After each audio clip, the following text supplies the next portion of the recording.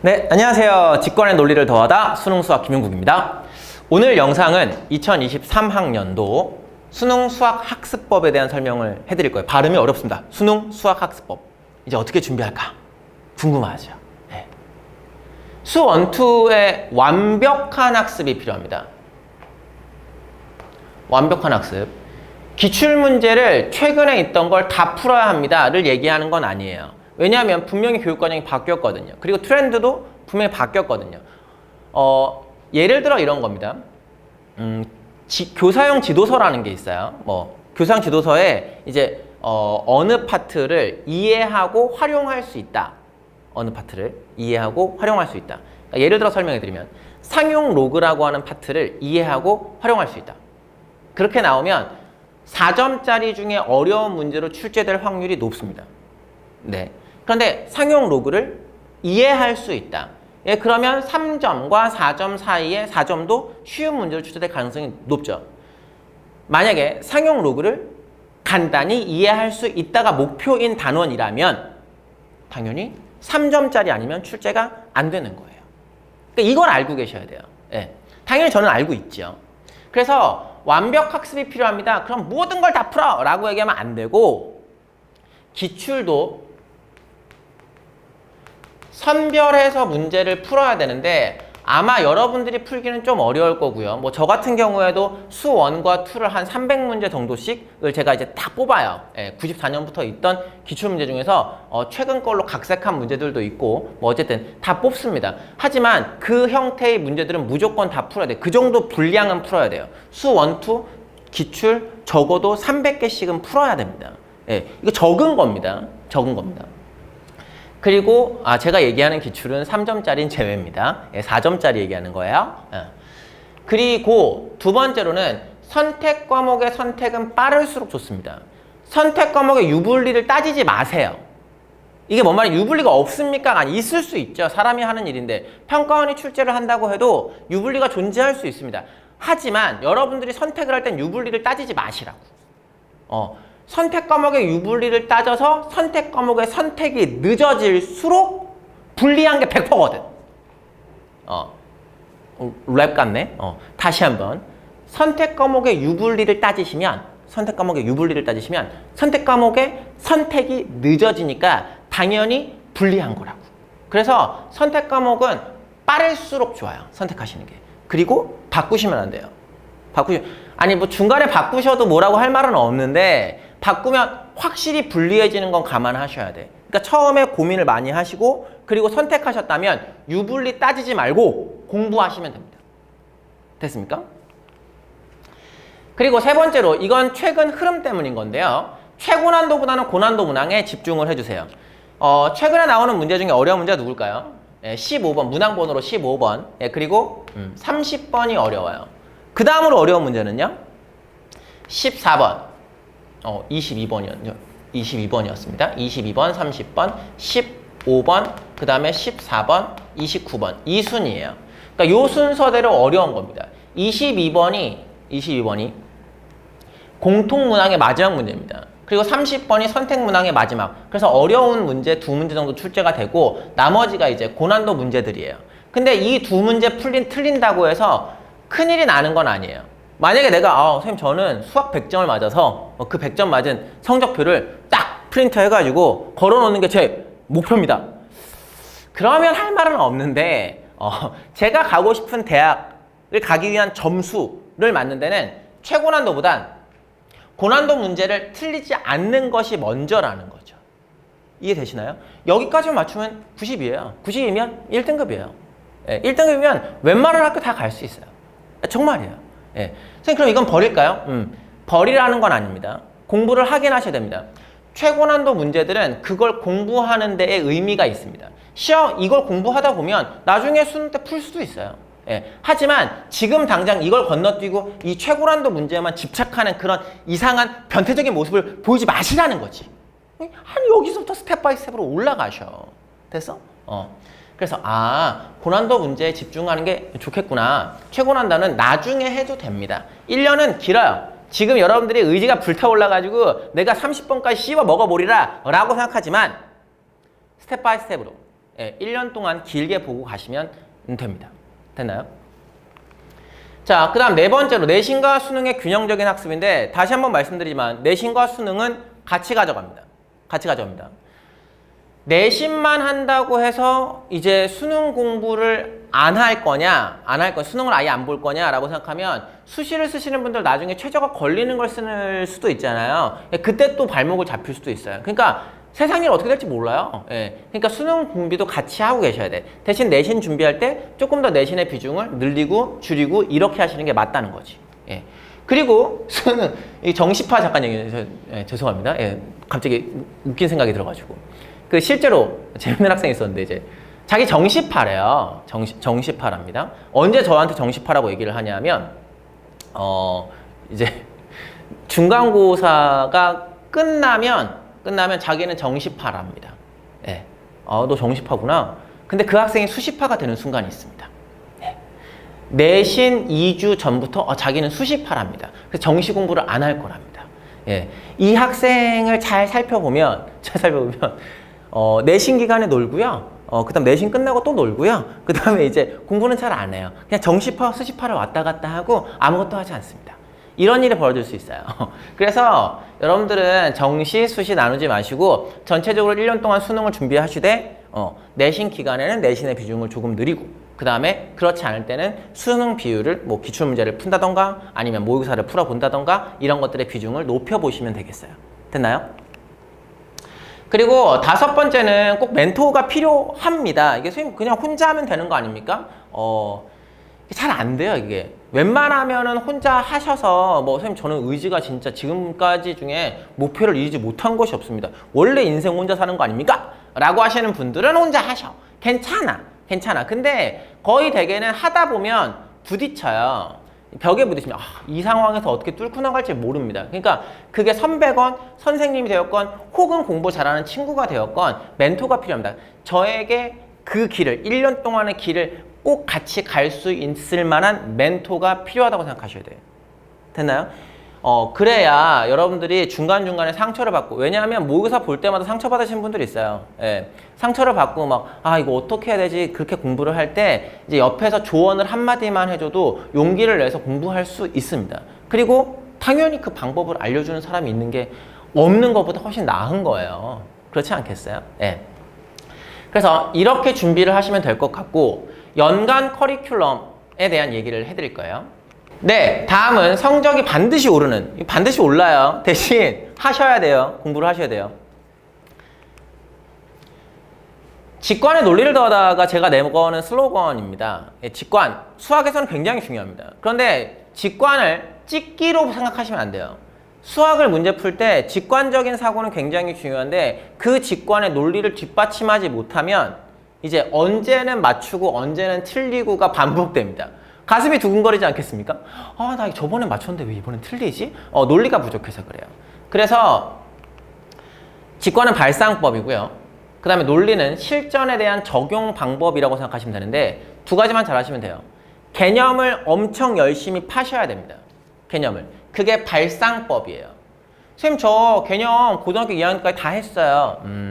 수능에 대한 개념은 좀 달라요. 왜 그러냐면 실전에 적용할 수 있는 능력인 거고요. 그 다음에 개념을 다 했는데 시험을 틀리는 일은 없습니다.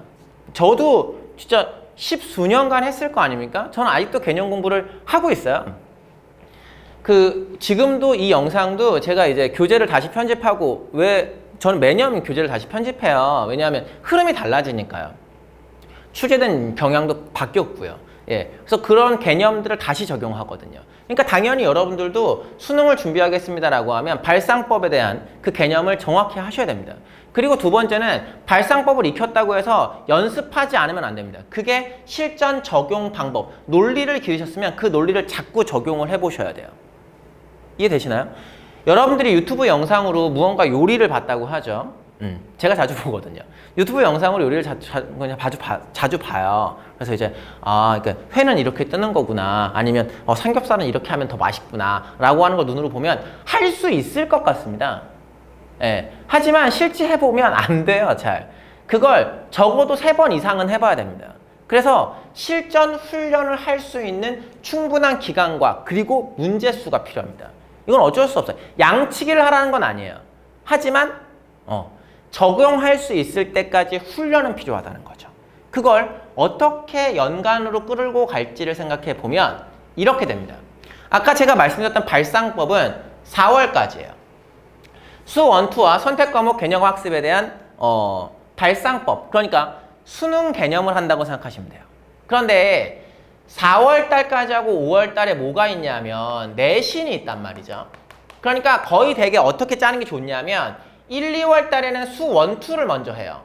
그리고 3, 4월 달에는 선택 과목을 하는데 그 선택 과목이 내신과 맞물리는 걸 하셨으면 좋겠어. 됐죠? 물론 학교마다 다릅니다. 학교마다 중간고사 때 수 1, 2를 보는 학교도 있어요. 정말로요. 아니면 중간고사 때 기백을 보는 학교도 있고 미적을 보는 학교도 있고 확통을 보는 학교도 있습니다. 그런데 자신이 선택한 과목이 3학년 1학기 내신 과목이라면 굳이 1, 2월보단 3, 4월로 미루시는 게 조금 더 미루셔도 돼요. 조금 더. 예, 한 4월로 미루셔도 괜찮습니다. 대신 빡세게 내신 공부를 하면서 수능도 같이 공부하는 거죠. 그래야 로스도 없고요. 그 다음에 넘어가는 게 굉장히 스무스해져요. 그래서 제가 여기 나와 있는 5, 6월 달에 또 한 번 취약 부분의 정리와 고난도 문항의 정리, 이건 기출에 대한 정리를 좀 해주셔야 돼요. 그러니까 물론 여기 나와 있는 이 시작할 때부터 기출에 대한 연습을 좀 하기는 하셔야 되지만 여기 나와 있을 때는 이제 엔제라고 불리는 것들이 있죠. 그러니까 저도 가지고 있는데 그러니까 자체 제작 혹은 변형 문제들이 있습니다. 고3 학생들이 선생님 저는 이런 거 찾기 쉽지 않은데요 라고 하시는 분들은 쉽게는 EBS 하시면 돼요. 수특이 나오거든요. 그래서 기출을 먼저 풀어보시고 그 다음에 5, 6월 달에 EBS를 하시는데 여기서 여기로 넘어가실 때 내신을 또 하셔야 돼요. 기말고사가 있잖아요. 됐나요? 예를 들어 미적분을 설명해드리면 미적분의 중간고사 시험 범위, 고등학교 3학년입니다. 중간고사 시험 범위는 어디까지가 되냐면 미분법 조금 전까지가 되거든요. 여러 가지 함수의 미분 이 정도까지가 됩니다. 그리고 기말고사 파트가 적분 끝까지예요. 그러면 미리 생각해서 4월 달에 나갈 때 내신은 내가 중간고사 나가는 범위까지 빡세게 5, 6월 달에 7월 달에 기말고사 오는 거 빡세게 그렇게 공부를 하는 거죠. 네. 그렇게 하고 7, 8월 달에 유형 정리와 실전 훈련이라는 걸 하게 되는데 이제 내신에서 벗어나지 않았습니까? 이제부터 완전 실전입니다. 근데 실전 훈련을 하라고 하는 건 모의고사를 매일매일 풀어요 이 얘기는 아니에요. 예, 저는 이제 주로 대체에서 있으니까 대체에서 있는 아이들은 일주일에 모의고사 몇 개 풀더라. 다 8개 푸는 아이들도 있고요. 뭐 7개, 5개 뭐 이렇게 있어요. 근데 한 7, 8월 정도까지는 모의고사를 한 한두 개? 일주일에 한두 개? 그 다음에 9월, 11월 달에는 한 모의고사를 두세 개? 요 정도로 조절하는 게 필요하지 않을까라고 생각해요. 그리고 분명히 취약 부분도 정리를 하셔야 되고 수능에 꼭 나오는 유형들이 있습니다. 수능에 꼭 나오는 유형.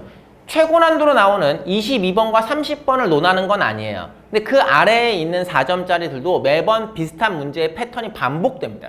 그 패턴이 반복되는 것만 정확히 익히셔도 2등급은 나와요. 네. 그래서 그 유형 정리를 하는 것을 같이 하셔야 됩니다. 물론 이건 혼자 하기 어렵습니다. 혼자 하기 어려우니까 뭐 학원의 도움을 받으시건 뭐 그렇지 않으면 인강의 도움을 받으시건 상관은 없지만 어쨌건 수능에 나오는 유형을 정리하고 문제를 풀어보셔야 돼요. 됐죠? 기출문제를 10번 풀면 수능을 만점 받을 수 있습니까? 그건 조금 다른 얘기입니다. 예. 아까도 말씀드렸듯이 흐름이 바뀌었고 그리고 유형도 정리를 하셔야 여러분들이 최소한으로 공부를 하면서 이제 등급, 원하는 목표를 받을 수 있는 거지 기출문제를 10번 풀어서 100점 맞은 학생들이 있어요 라고 하는 것은 정말 이제 힘들지 않았겠습니까? 예, 94년, 몇 년 됐습니까? 엄청 오래된 시험 아닙니까? 예, 이걸 그렇게 했다는 건 쉬운 일은 아니에요. 이해되시나요? 예. 네, 30년 가까이 된 기출문제를 모으면 한 해 평가원권만 모은다고 하더라도 90문제예요. 예, 그럼 27,000문제잖아요? 그럴 거 아닙니까? 예, 그러니까 이거 다 푸는 게 쉬운 일이 아니라 그걸 10번 풀면 아유, 아닙니다. 됐죠? 예. 그래서 반드시 수능에 나오는 유형을 정리하셔야 되고 여기쯤부터는 도움을 받으시는 것도 전 나쁘지 않다고 생각합니다. 아니, 근데 반드시 받으셨으면 좋겠어요. 사실은요. 예. 자, 이게 연관적인 계획이고요. 아까 말씀드렸던 내신과 수능을 같이 가져가는 이 텀을 디테일하게 스무스하게 넘어갈 수 있도록 여러분들이 계획을 세우셨으면 좋겠어요.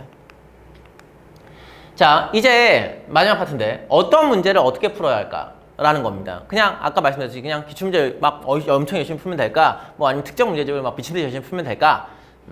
글쎄요. 보시죠. 학습 분량과 학습 시간에 관한 얘기인데요. 어떤 학생은 나 오늘 30문제를 풀 거야 라는 학생들도 있고요. 어떤 학생은 나 오늘 수학 공부를 2시간을 할 거야 라는 학생이 있습니다. 학습 분량이 30문제인 학생은 그 30문제를 가지고 하루를 보내요. 그래서 30문제를 다 풀면 그나마 괜찮아요.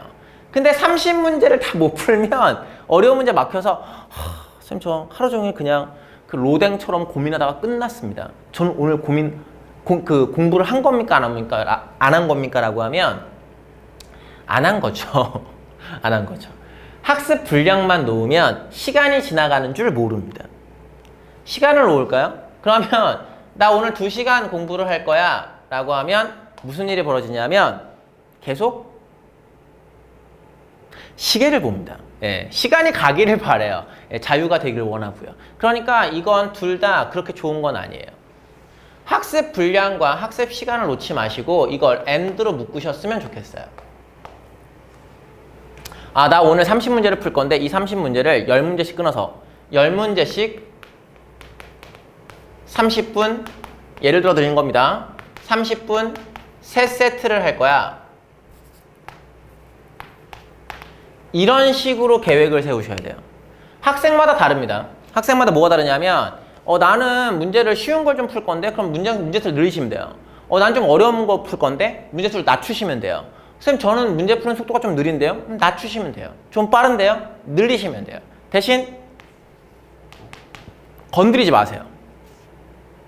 네, 그 30분 안에 풀어내야 됩니다. 우리는 수학 실력을 향상시키고자 하는 것이 아닙니다. 수학 성적을 만들어야 됩니다. 제가 하지 말죠. 성적이 반드시 오르는.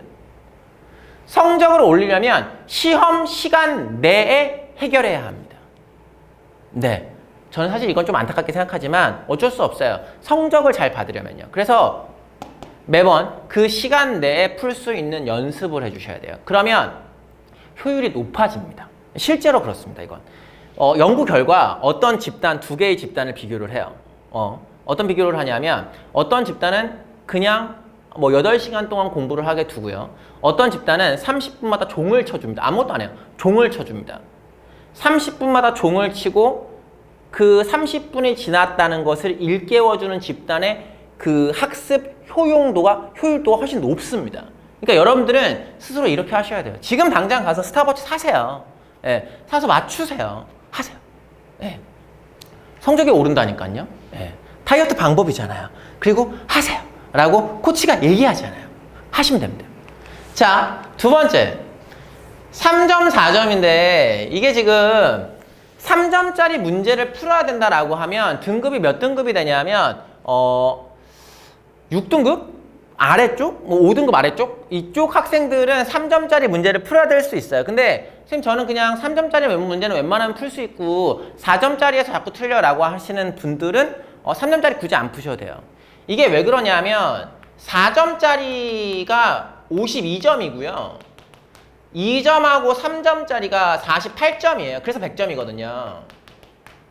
그럼 당연히 4점짜리 문제를 잘 풀려고 노력을 해주셔야 되는 거죠. 근데 이게 학생들 중에서 이런 생각을 하시는 분들이 있습니다. 나 오늘 하루 30문제 풀 거야. 근데 어려운 건 풀기 싫어. 그러니까 3점짜리로 채워볼까? 이렇게 생각하시는 분들이 있어요. 네, 그렇게 풀어도 성적은 안 올라요. 이해되시나요? 네. 그래서 웬만하면 등급이 자기는 한 3등급, 4등급 이상이다. 4등급이어도 웬만하면 다 가능합니다. 3, 4등급 이상이다 라고 생각을 하시면 웬만하면 4점짜리 위주로 풀어줄 것을 권장하고요. 최고 난도를 풀라는 건 아닙니다. 수능 특강으로 따지면 뭐 스텝 3를 풀어 뭐 이런 건 아니고요. 한 스텝 2 정도까지는 좀 풀어줘야 되지 않을까? 스텝 1만 풀고 끝내지 말아줘. 이런 얘기를 하는 겁니다.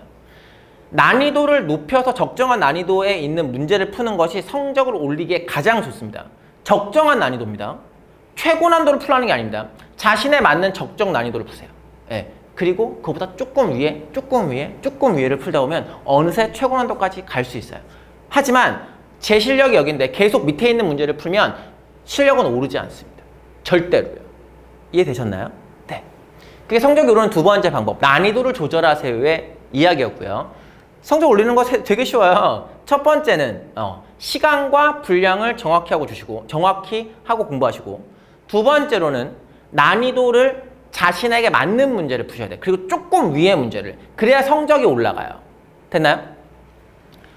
세 번째로, 기출문제는 어떻게 풀어야 할까에 대한 얘기를 잠깐 해드릴 건데, 물론 이제 디테일하게는 뭐 어떤 문제집을 어떻게 풀까요? 라고 하는 것도 있지만, 지금 이제 공식적인 영상이니까 이제 기출문제에 대한 얘기만 해드리겠습니다. 기출문제는 얼마나 풀어야 할까요? 라고 생각을 하시면, 최근 5개년은 풀어주셔야 돼요. 근데 최근 5개년 풀 때도 이제 문제집마다 조금 다르기는 한데, 교육과정상 빠진 거는 절대 건드리지 않으셔도 돼요. 예. 이해되시죠? 그런데 최근 5개년에 웬만하면 수 1, 2는 몽땅 풀 것을 권장합니다. 수 1, 2. 물론 교육과정 빠진 걸 제외하고요. 수 1, 2는 몽땅 풀 것을 권장합니다. 왜 그러냐면 이건 제가 처음에 드렸던 말씀과 동일합니다. 난이도가 높아졌거든요. 이해되셨나요? 예.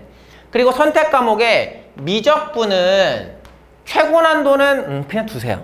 안 푸셔도 돼요. 안 푸셔도 되고, 이제 그걸 좀 정제를 해야 되는데, 저 같은 경우에는 이제 아까 말씀드렸듯이 수 1, 2, 미적분, 뭐 기하까지 해서 상변 문제실을 세팅을 해놨는데, 이제 아마 그런 문제집들이 시중에도 있을 겁니다. 예. 그래서 그런 문제집들을 이제 지방에 계신 분들은 푸시면 되고, 아니면 학원이나 혹은 과외? 이런 도움을 받으시는 분들은 이제 좀 선별을 해달라고 부탁을 하시는 것도 이제 한 방법이 되겠죠. 그냥 몽창 다 푸시면 너무 많아요. 이해되셨나요? 예. 그리고 기출은 최소 3번 이상은 돌려봐야 하는데, 3번 돌리라고 하는 건 예를 들어 이런 거예요. 1번부터 10번까지를 1회 독으로 전부 다 풀었다고 하면 여기에서 7번, 8번, 9번을 틀렸다고 하죠. 그걸 2회 독재에 풀어보시는 겁니다. 그리고 3회 독재에는 여기서 틀린 문제가 9번이라고 하죠. 그럼 3회 독재에서는 9번을 푸시는 거예요. 1번부터 10번까지를 계속해서 푸는 게 아니고요. 이게 선생님 공부를 한다 하면 좀 깔끔하게 막 처음부터 끝까지 모조리 남김없이 다 풀어야 되는 거 아닙니까? 이건 스스로를 학대하는 공부가 아니야. 그거는 공부가 아니고 학대야, 학대.